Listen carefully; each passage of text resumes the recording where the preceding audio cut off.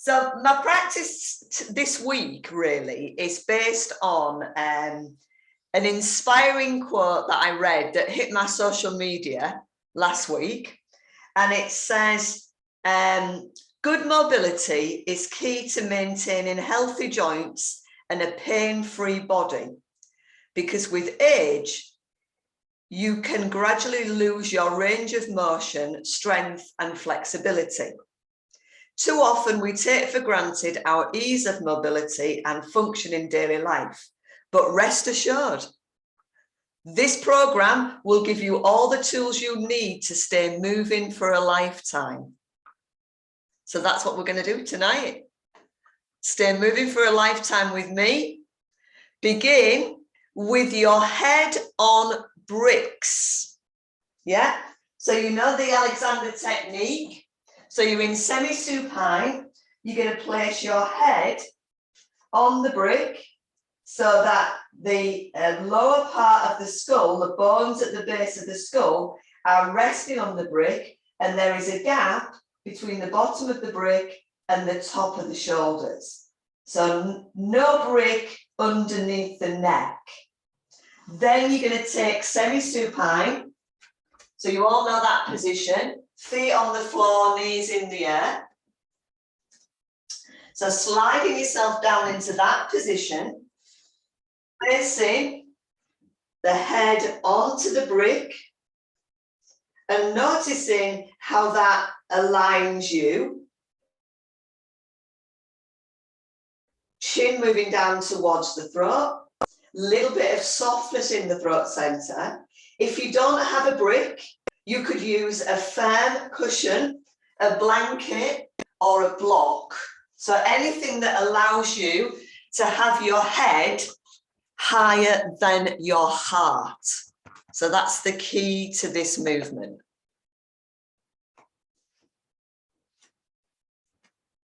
Keep allowing that sense of release, noticing how you feel and how your shoulders feel, and your top chest, and the back of your body.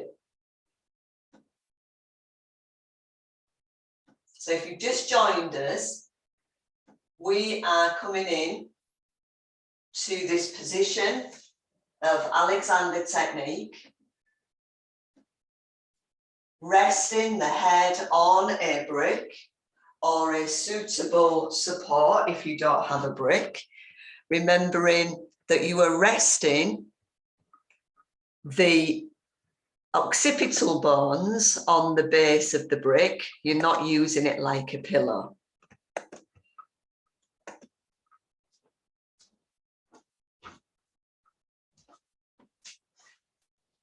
So once you've got that sense of taking a few breaths in through the nose and releasing the breath out through the mouth, softening through the face as you do so.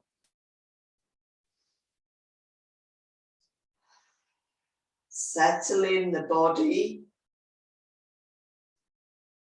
inviting weight through the back body as you breathe out. So into the back of the spine, the sacrum, and the feet. And whilst you're taking that breath, the next time you exhale, I just want you to float the arms so they're hovering off the floor. So I've just lifted literally them a couple of inches off the floor. My palms are going to begin facing upwards.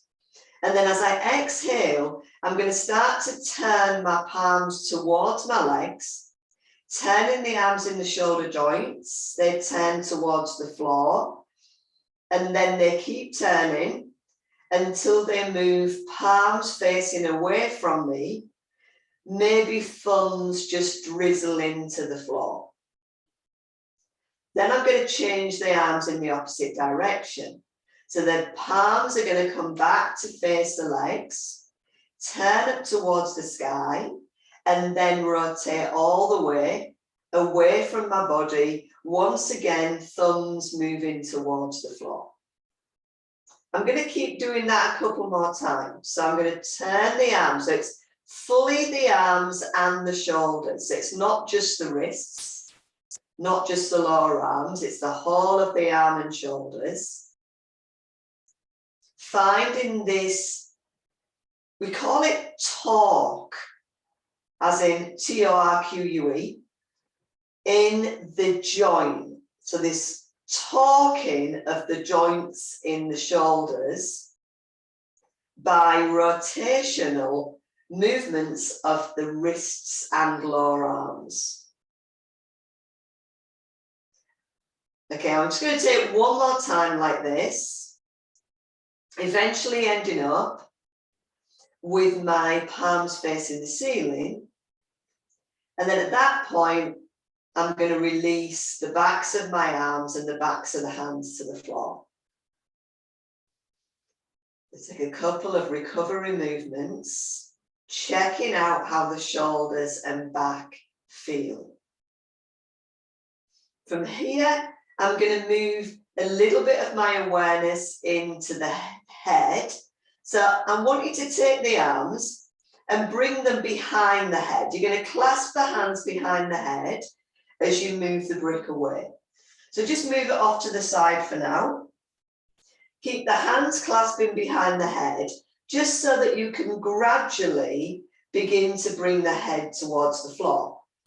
So initially, head is resting in the clasped hands, elbows moving out to the side, still trying to keep this length at the back of the neck and this sense of the chin moving towards the back of the throat. Now, if you feel you still need some support underneath the head, we are going to take the hands away in a minute. So please use perhaps a cushion or a blanket that's not quite as high as the brick, especially if you find that your chin is tipping up towards the ceiling. From there, if you feel okay, next level of lowering. So move the hands away from the back of the head so that the head releases to the floor. But again, try and maintain this sense of length in the back of the neck. And if it's impossible to do that, if you can only tip the chin up, it might indicate that you actually do need some support behind the head. Once you've released the back of the head to the floor, just take the arms back down to the side of the body. And from here, we're just going to very gently start to think about moving the shoulder blades away. So at the moment, you probably find, if we're thinking about it, that we're laid on the middle of the shoulder blade. What I'd like you to do is try and press into the arms so that you lift the upper chest and the back of the ribs and the shoulder blades off the floor. So you're pressing your chest up to the ceiling. And then what I'm going to ask you to do is then draw the shoulder blades down the back so that as you come to lay back on the floor, you can maneuver onto the top of the shoulder blades and then re-release the back of the waist to the floor. So it feels as though you're kind of squishing the shoulder blades down the back. Once you've done that, we're going to add in some neck rolls. So as you exhale, I just want you to very gently roll the head to the left so that you're rolling the left ear over to the left shoulder. On the inhale, you're still allowing some weight to come through the feet. You're sliding the head back to the center. And as you exhale, you're going to send the right ear over towards the right shoulder. Now, it's still going to feel a little bit odd because you're still squishing onto the tops of those shoulder blades. Next time you breathe in, slowly roll the head back to the center. And once more, take the head over to the left. Let the head roll as far to the left as it can. And then from there, I want you to imagine that you're glancing down towards your left fingers. So there's a slight drop of the chin down towards the left side of the clavicle. This is just going to stretch out the right side of the neck. You'll feel it here, just below the ear, into these strong ligaments that support the front of the neck. Once you've held that for a couple of moments, I just want you to release from the chin tilt. So just bring the head back so the chin's in line with the throat, and then just turn the head a little bit more to the left, which is very surprising because you thought you'd got as much rotation as you could. Again, hold it there for a moment. And then from here, just to help the head back to the center, just bring your left fingertips to the left side of your temple and just gently ease the head back on a single plane so that the head or the eye line is gazing up to the sky or the ceiling. Okay, release that left hand. Now, it might be that your left side shoulder blade doesn't feel quite as squished now. Just saying. Okay, but the right side still will. So let's put that right. Let's ease the right ear over towards the right shoulder. As far as you can go, keeping the head heavy on the floor. And then once you get to where you think is your end point, just gently drop the gaze. Imagine that you're looking down at your right hand. So you'll just find that the chin tilts slightly towards the right side of the clavicle. Hold it there for a few moments. Keep breathing.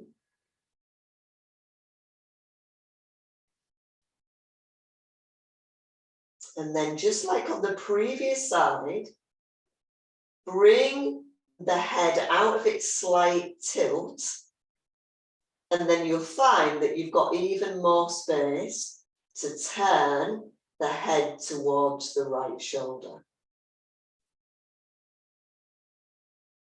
Once you've done that, just because there's very extreme rotation in the neck, you're going to bring the right fingertips to the right side of the temples and just slowly help the head all the way back to the center, keeping that chin nice and neutral and not tipping it up towards the ceiling. Now, I'm hoping at that point that you'll feel that your shoulder blades don't feel quite as squished. And you're actually going to move the arms from the shoulder blades. So remember what we've done in the past.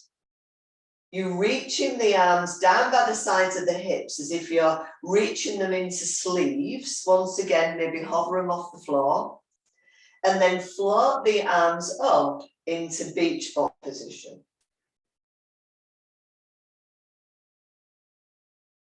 Once they're there, you're going to breathe in and let the arms float out to the sides into a T position. And as you breathe out, draw the arms back into beach ball. So take that twice more. Breathing in, floating the arms out to a T position. And as you breathe out, bring the arms back into beach ball.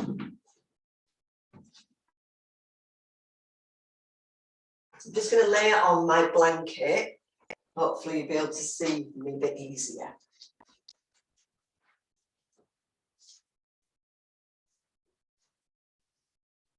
Okay, so from this position, I'm going to take my arms from a beach ball and I'm going to extend them up alongside of my ears. So I'm stretching them alongside of my ears. I'm going to give myself some space in my side ribs. Not going to put my arms fully onto the floor. but then extend my legs along the floor. So I've got a full body stretch. I'm going to keep lengthening through my fingertips and my toes. And then I'm going to take this into that side to side movement. So I'm going to stretch and reach through the toes of my left foot and the fingertips of my left hand. So I'm really reaching all the way through my left side. And then I'm going to do the same thing on my right.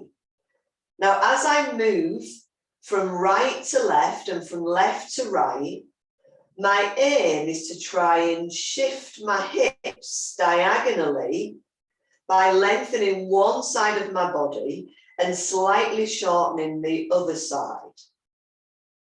So the side that you're stretching into will lengthen, the other side will slightly shorten. And that will just tilt the hips from one side to the other. Next time you reach through your left side, whenever that happens, I want you to take a hold of your left wrist with your right hand and then cross the left ankle over the right ankle. We're going to move into Bananasana. From this position, you're going to extend through the left side so that you can allow the arms to extend over to the to the right, but the left shoulder stays on the floor, and shift the legs a little bit over to the right, but the left hip stays on the floor. So you make this kind of banana shape with the body. So really starting to extend into mobility, lengthening the space at the waist. Stay with it for a couple of breaths. Just enjoy that sense of opening into the armpit and of course into the front of the left hip flexor here.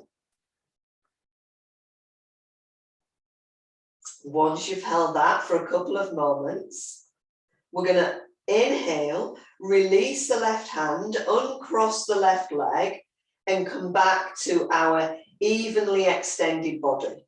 So full body stretch.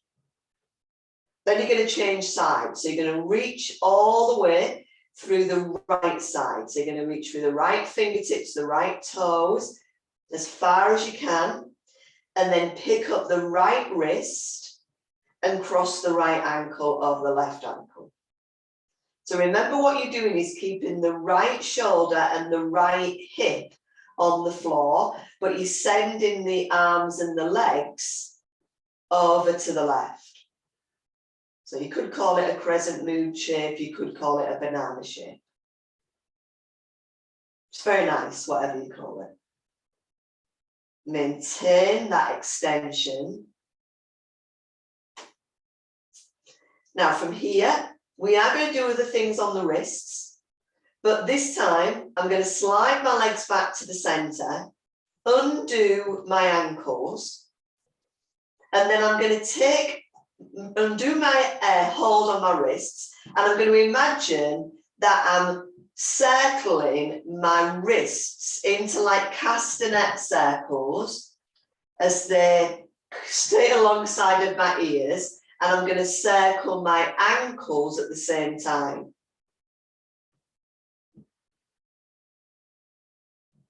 And then I'm going to change directions. Lovely, doing a great job. Now, I'm going to keep my feet where they are, but I'm going to circle my wrists all the way, making a circle outside of my body until they end up down beside my hips. Circle, circle, circle, circle, down beside the hips, palms facing upwards. And then I'm going to window wipe my feet. So I'm going to take them a little bit wider, stay on my heels, and then rotate my big toes towards the floor. Internal hip rotation. Feel the knees moving towards each other and the thighs moving towards each other. And this internal rotation or internal torque of the hips. Bring the toes back up to the ceiling and then take my little toes to the side. External rotation of the hips. Okay, I want you to move through these two movements just a couple of times. So draw the big toes towards each other. I'd call this inviting weight into the big toe side of the foot, the inner spiral, and then take the weight into the outside edge of the foot, the outer spiral. Internal rotation, external rotation. Lovely. As you bring the legs back, toes pointing to the ceiling, slide the right heel to the sit bone and then the left so that you end up back into semi-supine. Got one more thing I want to do on the floor. Again, it's going to involve your brick or whatever you've been using, blanket or block will do, or cushion. And you're going to bring the right knee and then the left knee to the chest and slide the brick in between the thighs. You'll know and love this movement. I'm going to begin by sliding my left arm out in line with my shoulder. And as I exhale, I'm going to roll all the way over onto my left, bringing my right hand on top of my left hand. My knees are as close to the chest as possible. And then I'm going to move my right fingertips beyond my left fingertips, turning my forehead into the floor. Reaching those right fingertips as far as they can beyond my left fingertips by reaching through that right shoulder blade. As I inhale, I'm going to stroke my right fingertips across the floor, take them all the way across the left arm, up and across the chest, finishing right fingertips on my right shoulder. At that point, I'm going to circle my lovely elbow in the air and just get that lovely rotation and mobility into the right shoulder. Then I'm going to circle the elbow in the opposite direction.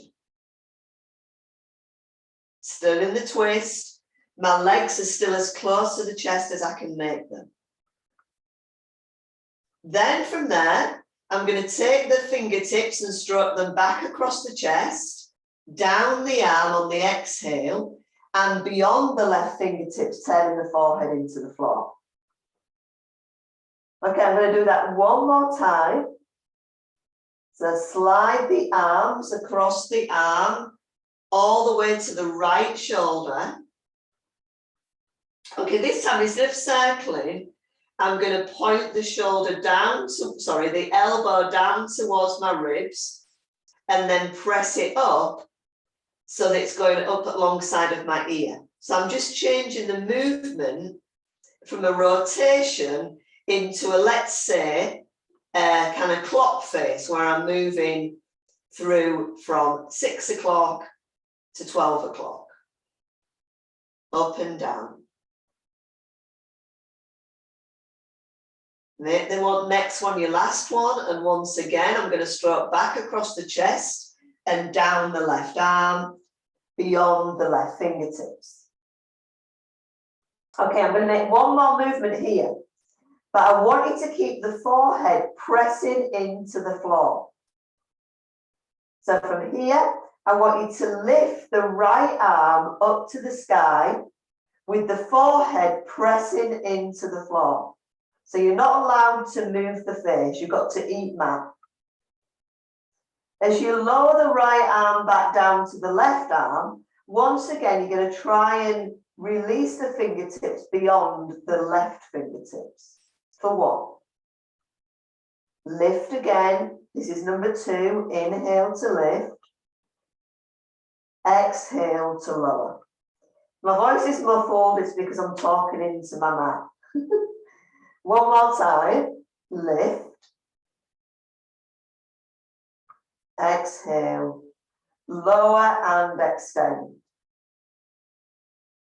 Okay, from that position, roll the legs all the way back to the chest. Have a little hug of the knees to the chest, still with the support in between the legs. And just check out the difference between your right arm and shoulder. In fact, the whole of the right side, to be fair, and the left. Okay, the good news is we're going to put that right. So I'm just going to spin around so I can see you. You don't have to do that. All you have to do is slide the right arm out in line with the shoulder. And as you exhale, take a twist over to the right, bringing your knees as close to the chest as you can make them. Bringing your left hand on top of your right hand, and then turning the forehead into the floor as you move the left fingertips beyond the right fingertips. Okay, here you go. Stroking across the floor. Stroke the right inner arm across the chest and all the way to the left shoulder. Once you're there, circles is your first elbow movement. Circly, circly, circly. Do about 4 in each direction. Try and keep those legs still squeezing into that brick.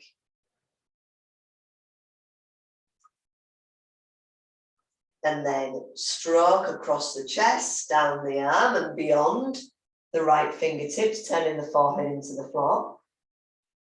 Okay, we're doing that again, one more time. So stroking, back to stroking across the arm, up to the chest. This time, the elbow is going to go in a more upward and downward movement.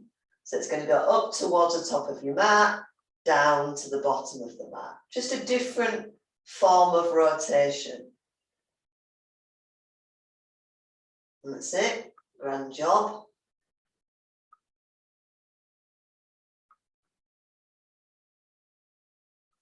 Okay, after the next time you make that movement, stroke back across the chest again. And this is your face to the floor position. So let the left fingertips move beyond the right fingertips so that the forehead comes to rest on the floor as best as you can. This is about the neck as well, remember. Then you're going to inhale, lift the left arm to the ceiling. Exhale, lower. But the head stays still, face pressed into the mat. I think this is a new one for us. Okay, take one more time. Just want to make sure you've all got that. Good, good. Well done. Okay, make that next one your last one. Now this time, instead of rolling back onto your back, in fact, roll back onto your back. Gives you a chance to move that brick out. So come back onto your back, slide the brick out to the side. Move into that little apanasana, maybe have a little rock from side to side. And then from there, you're going to roll all the way onto all fours. So as you come onto your hands and knees, hands underneath the shoulders, knees underneath the hips, we are going to do a couple of cat-cows, but just that sense that you're lengthening the chest, aka the nipples forward, finding that front opening, shoulder blades sliding down the back, just like they did when you're in semi-supine. And as you exhale, drawing the chin to the chest, lifting the front body up to the back body into that angry cat. Just take twice more. And I just want you to pay particular attention to reaching down into the big toes as you lengthen the chest forward. And perhaps into the little toes as you reach up into angry cat. One more set.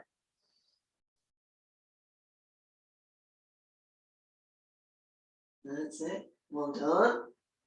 Okay, and then release yourself back to your neutral cat.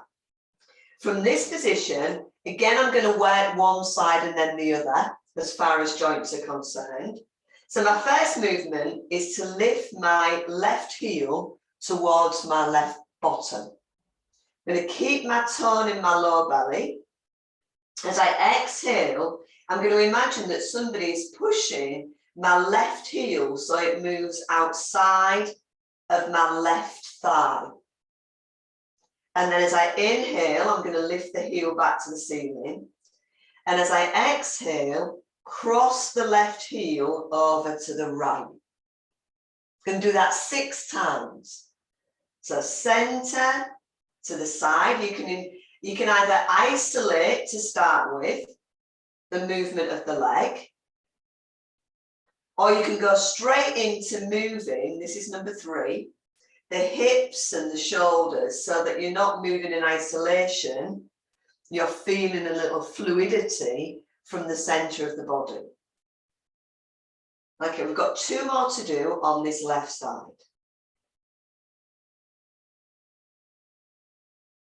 Are you all with me? Brilliant. Okay, now you're probably thinking, when is Jules going to take us off our wrists? So I'm just going to get you to drop that left heel down. So the next movement, I'm actually going to get you to do it on the elbows. So bring the elbows down where the hands were, just to give the wrists a little bit of a breather. And then you're going to tuck the left toes under and slide the left leg out to the base of the mat. Toes tucking under. Now, I promise you this is not going to break your toes. So what you're going to do is, as you inhale, you're going to take the crown of the head and the chest forward and roll over the toes. So you come onto the front of the foot. And then you're going to ease back, leading with the heel with the toes tucked under. So you just folding forward and back over the toes. Now this is probably going to feel really odd if you've never practiced Ashtanga. Okay, again I'm going to do 6. So you've got 3 more to do. I'm going to have a little look to see if you're looking at me with horror or if you're going, yeah, that's okay. Good. Once you've done 6, slide the left knee back in line with the right knee and come back onto the hands. Okay, last thing is wrists. So you're going to turn over the little finger side of the left hand. So at the moment, your left palm will be down on the floor. You're going to roll over on the little finger side of the hand until the left palm is facing the ceiling. Then you're going to spin on the back of the hand so that you're flexing the wrist, bending the elbow, and spiraling from the wrist all the way up to the shoulder. So yet again, you're taking internal rotation, but this time of the shoulder joint, and external rotation. Oh, so again, we're up for 6. Brilliant job. Okay, 1 more.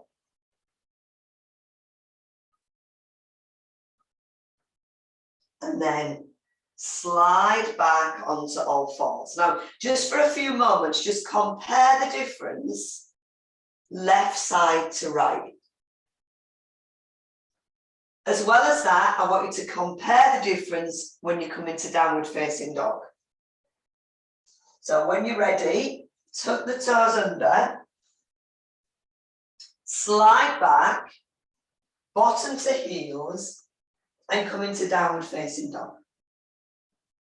Checking out any differences you feel right side to left or left side to right. Maybe even have a little walk out with the dog.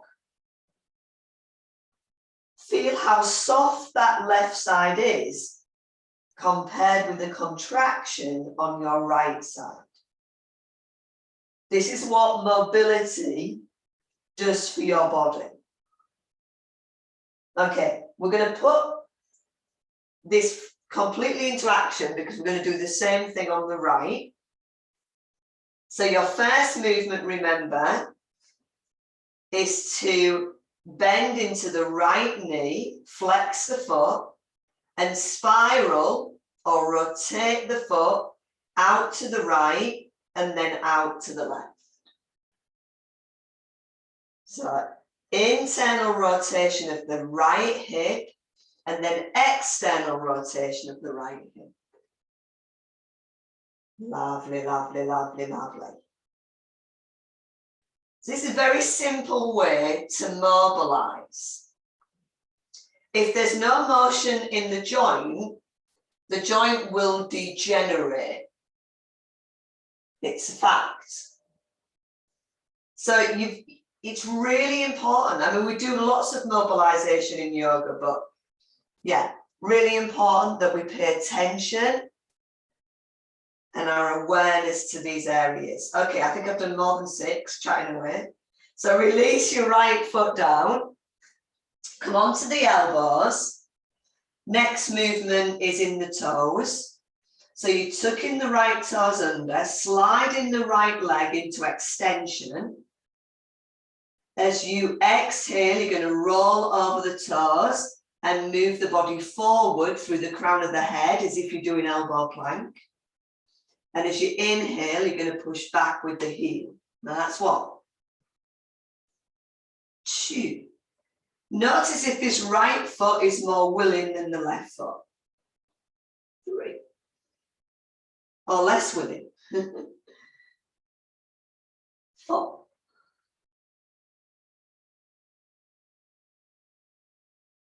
5. Last one. 6. Okay. Slide the right knee back in line with the left. Come onto the hands.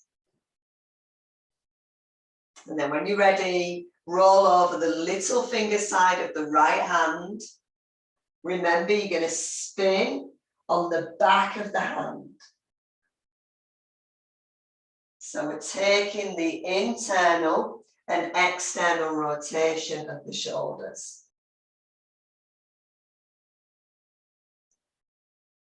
I reckon we've got another 3 to go. Okay, looking good. Keep going.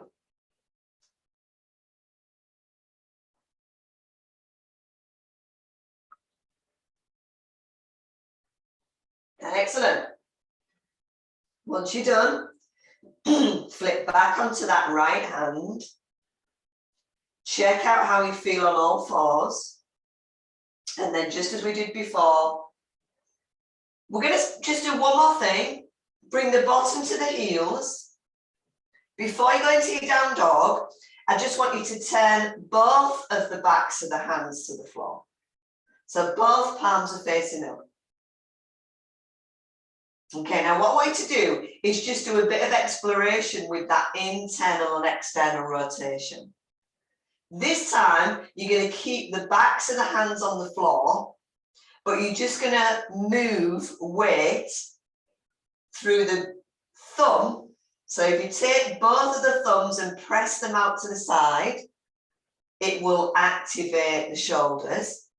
The same thing if you bring little fingers and press them to the floor, that will change the movement of the arms and the shoulders. So you're going to rock from side to side rather than circles with the hands. Very small movements in the shoulders.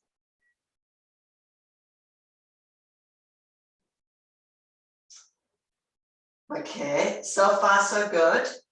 Turn the palms back down to face the floor. This time, invite weight into the little finger side of the hand. Check out what happens to the chest. And then invite weight into the thumbs and the first finger. So see that movement, that rotation in the arms caused by transfer of weight through the spirals, that's the inner spiral, the thumb and first finger, and the outer spiral, the middle finger, ring finger, little finger, and the outside of the hand. And then try and do that movement in down dog. So tuck the toes under, reach the bottom up to the sky, and then it's almost like you're giving your shoulders a bit of a massage by drawing into the thumb and first finger, and then drawing into the little finger and the outside edge of the hand.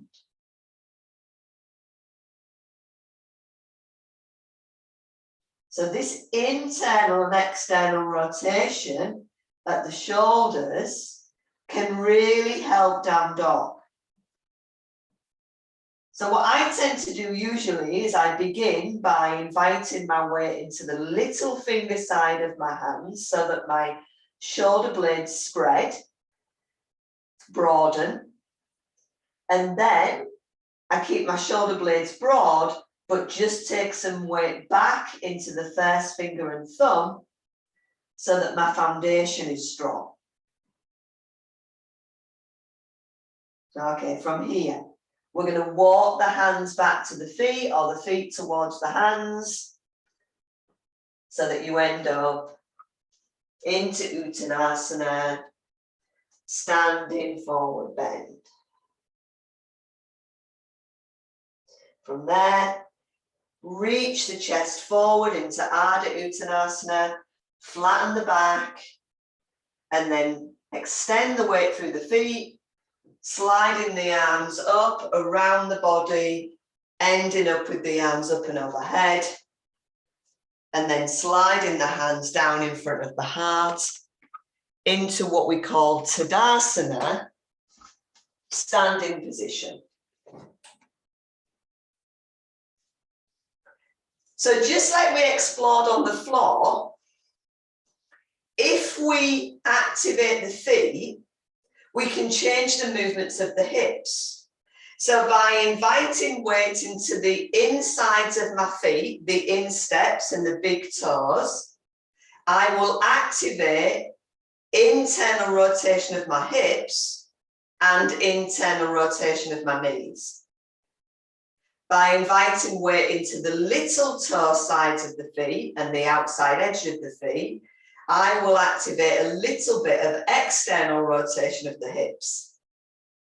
Okay, so just that little bit of a play between these two movements. And these are going to be the movements that we're going to be looking at to talk, not chat about, to talk through the muscles that support the joints. Okay, so I hope you got that one. That's number one. Okay, so I'm going to come back to this center, so my feet are parallel. And all I'm going to do is I'm going to keep my left foot forward and step my right foot back. Now my right heel is lifted. So it's a little bit like a warrior one position. In fact, I'm going to turn to face you. So I just want you to explore what happens, actually I'll mirror you, if you take the weight through the big toe side of the front leg. So you transfer the weight to the big toe side of the front leg. Could it be true that your hips start to open to the side? And if you take the weight through the little toe side of the front foot, your hips start to internally rotate and move in the opposite direction. I wonder if you can feel that. So let me do it this position.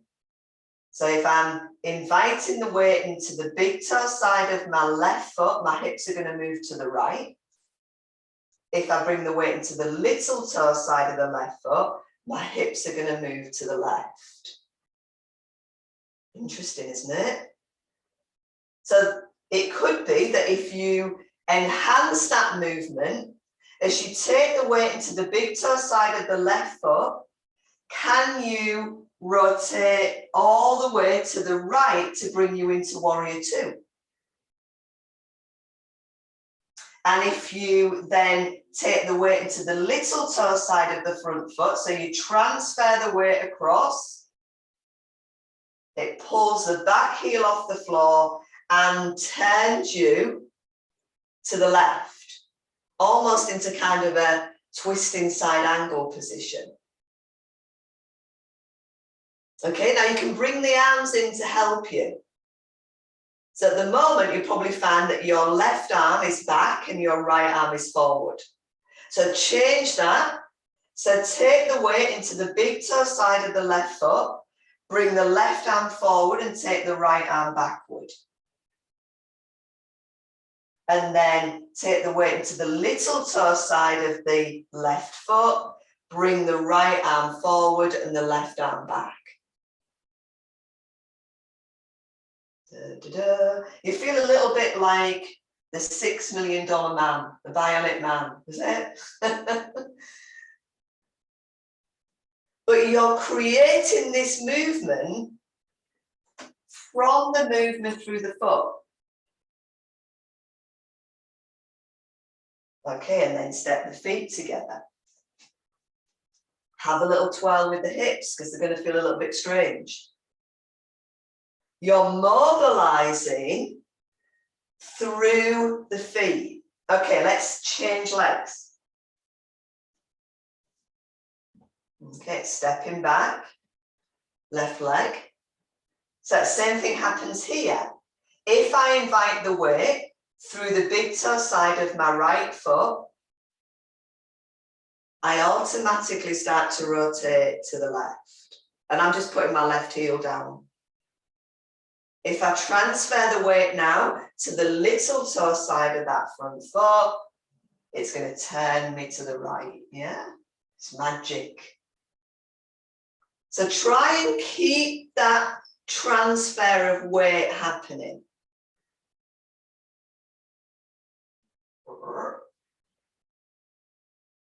That's it. And then you can bring the arms in. So left arm goes forward as the weight comes into the little toe side of the right foot. And as the weight comes into the big toe side, right arm comes forward. Magic stuff. Okay, one more time.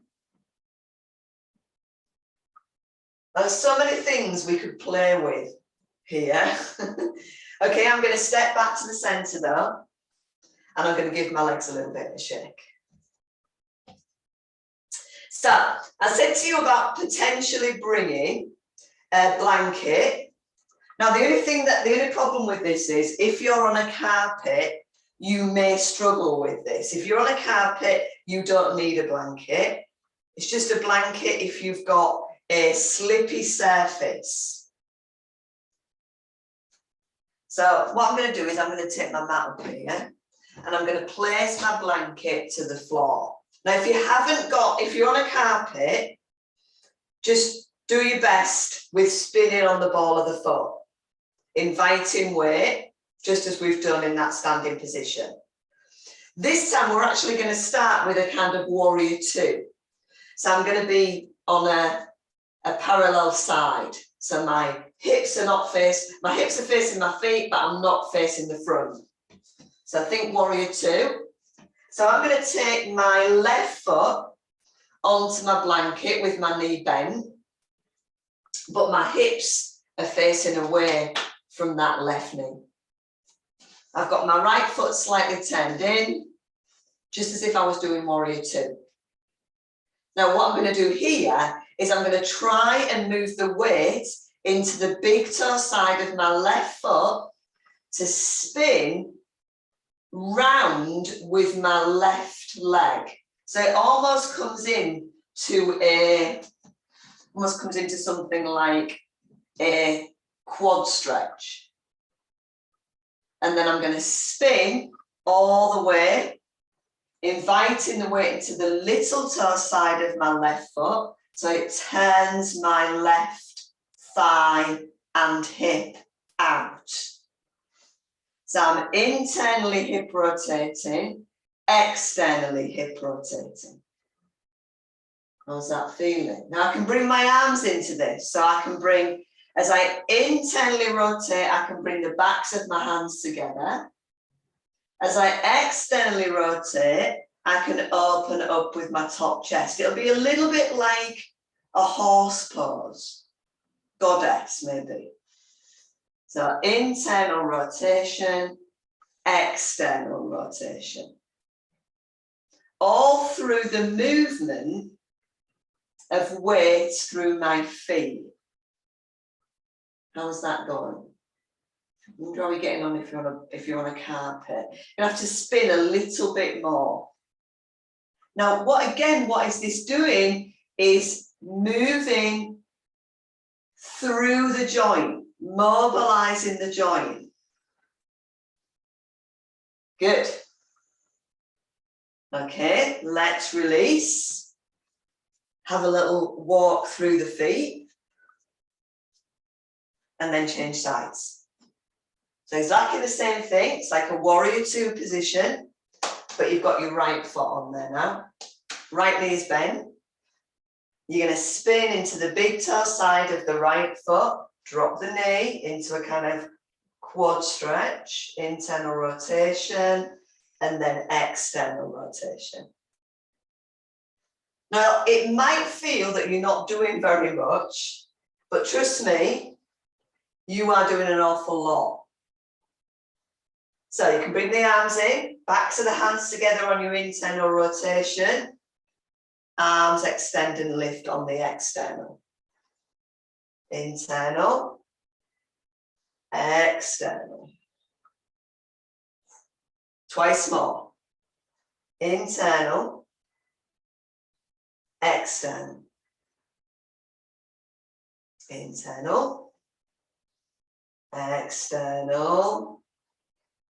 And then from there, ease off into standing. Just take a few moments, just noticing what you're going to feel is movement into this area here. And you know, if I had £1 for every time somebody said to me, I've got this pain that goes down the back of my glute, yeah? That is because we are missing out on some of this hip mobility. Okay, so again, I'm just going to walk out with the feet. If you need to do any sort of circles with the hips or anything like that, please feel free to do it, just to counterpose what we've been doing. I'm just going to have a little check on my time. Okay, I've got so many more things I could do with you, but I want to give you a practical use for this. So what I'm going to get you to do, slide the blanket out of the way if you've been using it, and bring your brick into play. So what I'm going to get you to do is to take your brick onto the little toe side of your right foot. So when we're using this torque, we have to be connected to the floor. So you may need to have something to balance on here, a wall or a piece of furniture. So please find that place of balance if you need it, because we're going to be balancing on one leg. So I'm going to be balancing on my right leg, lifting my left leg out in front. Now the same thing happens. I've just got my left leg lifted up in front. If I invite weight into the big toe side of my right foot, just like we did in the high standing lunge, it will prompt an external rotation of the hip. If I invite weight into the little toe side, it will prompt an internal rotation. Okay, so I am just going to take my fingertips to my wall here, just to make sure I do this with ultimate integrity. So I'm picking up my right leg, sorry, pick up my left leg. I'm going to invite the weight into the big toe side of my left foot, and my right knee is going to turn out to the side. As I bring the weight back through the center of the foot and over to the little toe side of the foot, I'm going to try and tap the brick with my big toe. Okay, so I'm going back to the big toe side of the foot, opening the limb, back to the little toe side of the foot, touch and tap. This time, big toe side of the foot. Now as I come to touch and tap, making the weight, transferring the weight to the little toe side of the standing leg, and then going to hook my foot around the back of my right calf. If I can't do that, I'm just going to literally hold my leg there, pressing my little toe into my outer right calf. Eagle legs. If you want to, cross the arms, give yourself a hug, and then bring eagle arms in. So I've got my right arm crossed over my left arm. I'm going to turn around to show you. You could even stay with the tapped toe on the block. Then I've crossed my right arm over the left arm, and I'm bringing my hands together into eagle. So much more we could do with this, but this is the first stage. Okay, well done. I'm releasing my arms. Now I know to get back, I've got to go into the big toe side of my right foot, and that'll release my leg. Now you're going to have loads of sensation going on in this outer right hip. Yeah, can you feel that? So just have a little knee up. It's activating quite a lot of fascial activity in the joint. Okay, we're going to change sides. So this time I'm going to bring my fingertips to a different wall. So I'm now going to balance on my left leg, lift my right leg up. So this time, just don't do anything with the left foot, just tap the foot over, just literally move the leg. This is a very lineal move. Yeah, all you're doing is crossing the leg over. There's not, the hip's not having to do very much at all. As soon as you bring in what we've been looking at, as soon as you say, right, okay, to move the leg to the right, I have to invite the weight into the big toe side of my standing leg, my left leg. To move the right leg to the left, I have to invite the weight into the little toe side. Okay, do that a few times. So concentrate on the movement across the foot. So you're having to use all these ligaments in the hip joint. And if you want to, as you bring the weight into the little toe side of your left foot, you can tap the brick. Okay, next time, either tap the brick or bring the right foot to the outer left calf, or even bring the right toes behind the calf. Cross, left arm over right, give yourself a hug. Or bring arms into eagle. Deep breaths.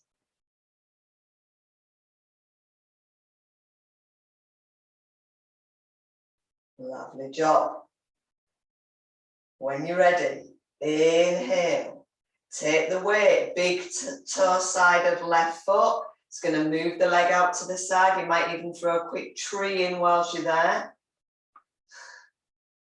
And then ease the foot to the floor. Okay, once again, have a little walk out with the legs. Have a little circle with the hips. So massive mobilization, not just in a linear movement, but in a spiraling movement.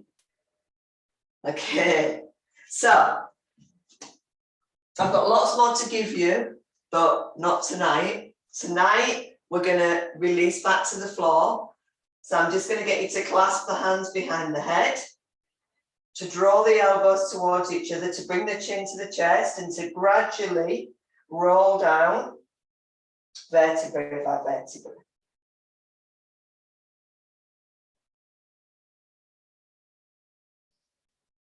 Maybe you can squat. Maybe you can heel lift squat.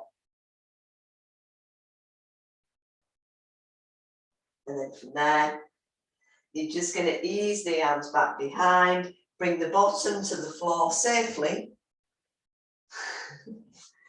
And just before we ease into our relaxation, I'm literally just going to get you to take the feet out in front. And we've done this before, but just to notice, hopefully, where you are now. Do you remember the movement we did where we took the arms wide and we move through the feet? So you move to the big toe side of the right foot, the little toe side of the left foot, and slide the hips and the body over to the left. Can you feel how free that is now? I should have got you to do this to start with and then see how the change went. Back to the center and then change direction. So move big toe side of left foot, little toe side of right foot.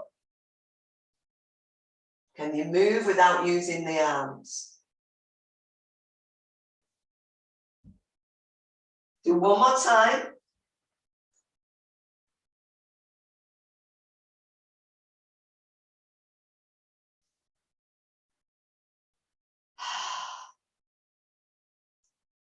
Look at that. Ease the legs out, give them a shake, and then pop your warm clothes on.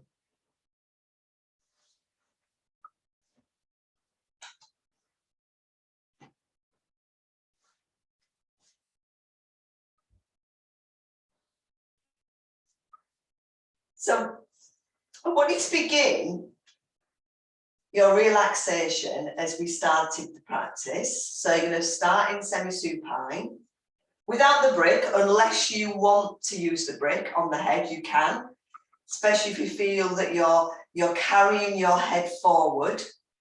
Please use the brick. Otherwise, don't bother about that. Just ease yourself all the way back to semi-supine. And I just want you to become aware of the softening and releasing within the joints. So think of the main joints that we use. We've got neck and shoulders. We've got elbows and wrists. Hips, huge area. Probably won't be able to tell with the ankles at the moment. But yeah, we've got the ankles and the knees.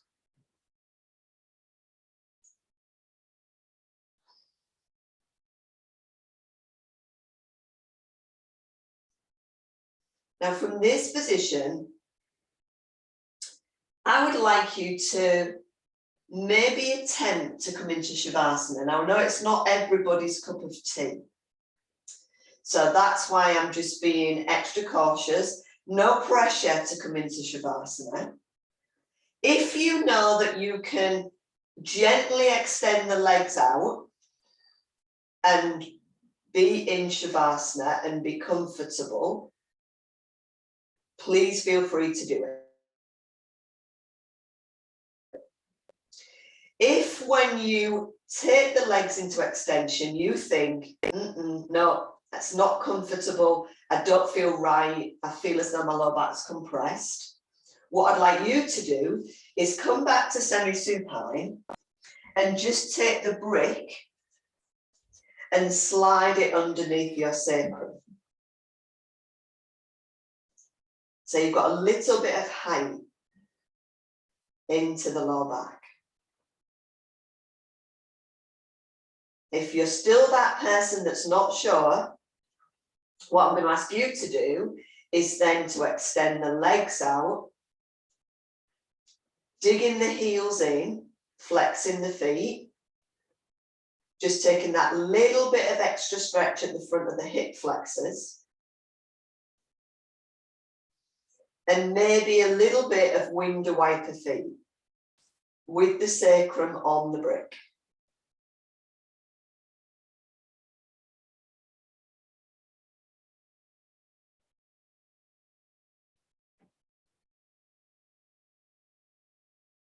Bringing the legs back to neutral. And then from here, bending one foot and then the other foot to the floor, knees in the air. Slide the brick out. Lengthen down upper, middle and lower back. And then try again. If it's still not right, it doesn't mean you're injured or anything at all. It means nothing. It just means that Shavasana is maybe not the right position for your body. And you would need perhaps something underneath the knees to support the hamstrings.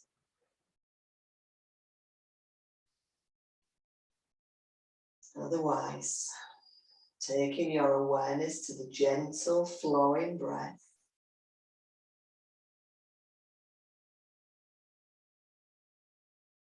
The feeling of softening and releasing the body into the earth.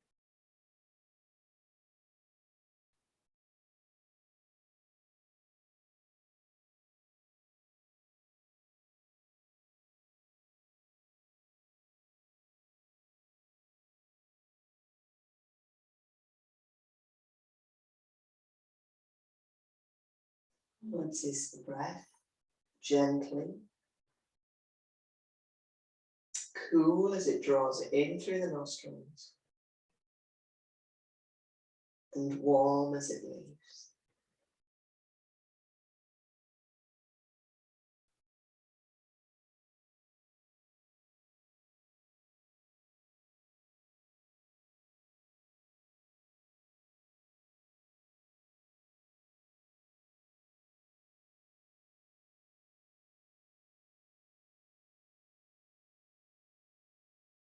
Allowing the face to completely release.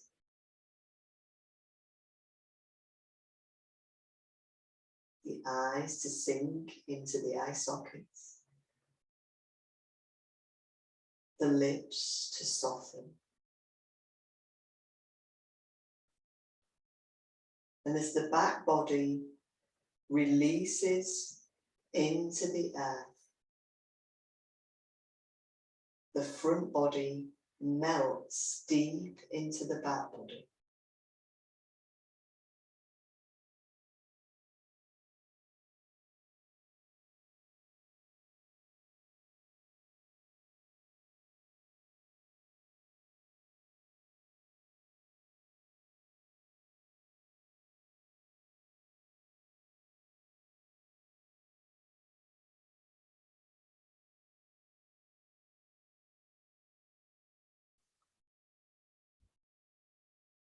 You may even feel you lose perception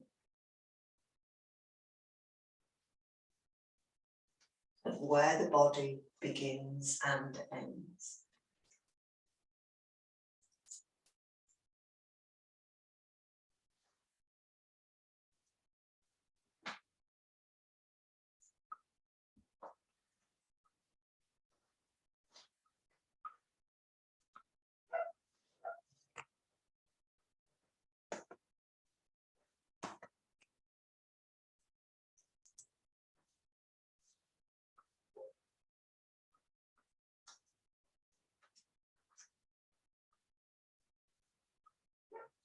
So after the next exhalation, gently start to deepen your inhale.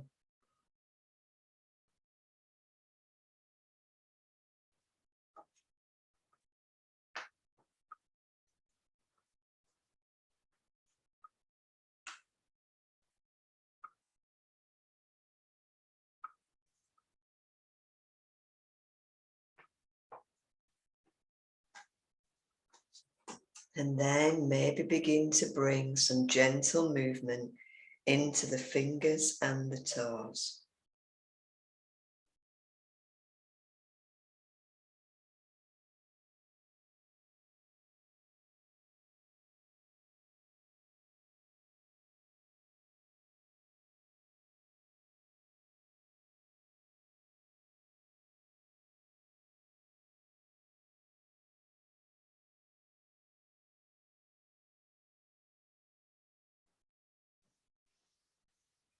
From there, just easing yourself, perhaps through a lovely body stretch,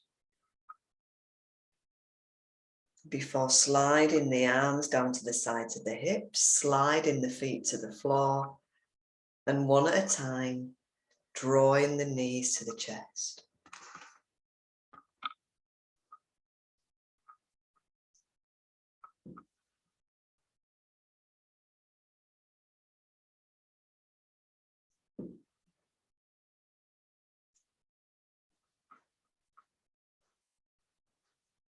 From here, just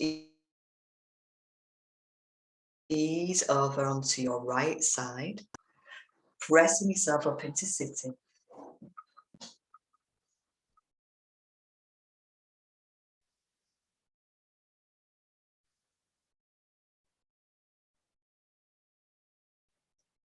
So as we complete our practice tonight, from our lovely seated position, we're going to breathe in, move those wonderful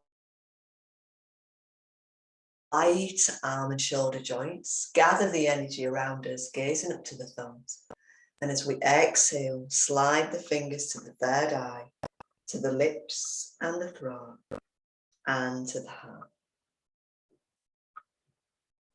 Well done. Stop my recording.